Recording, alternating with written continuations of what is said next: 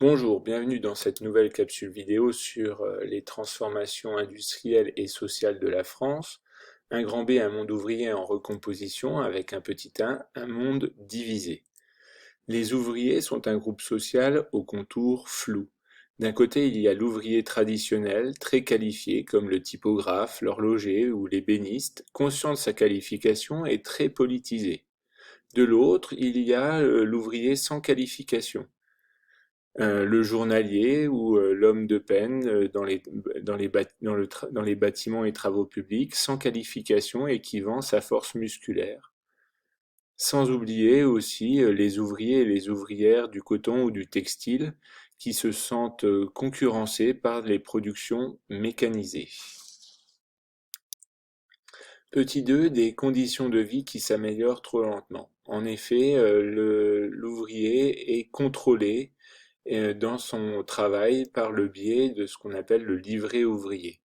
Mais bien plus, c'est l'impression de dégradation des conditions de vie qui l'affecte le plus. En effet, le luxe s'accroît partout dans la classe dominante et la bourgeoisie.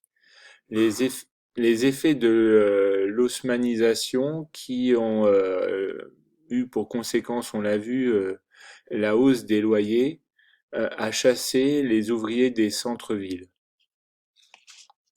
On trouve à Paris beaucoup d'indigence, c'est-à-dire des gens sans revenus, qui sont victimes de la délinquance, mais aussi de la prostitution.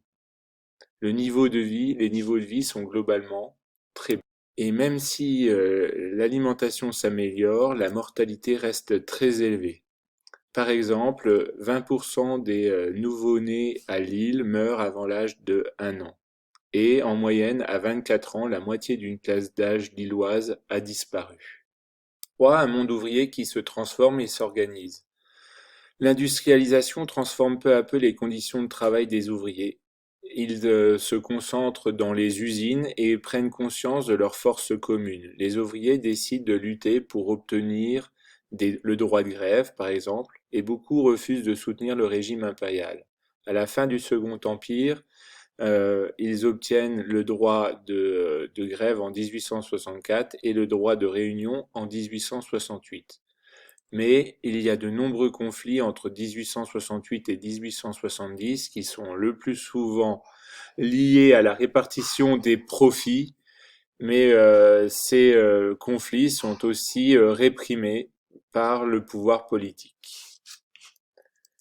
Comment décrire le monde ouvrier sur la période étudiée?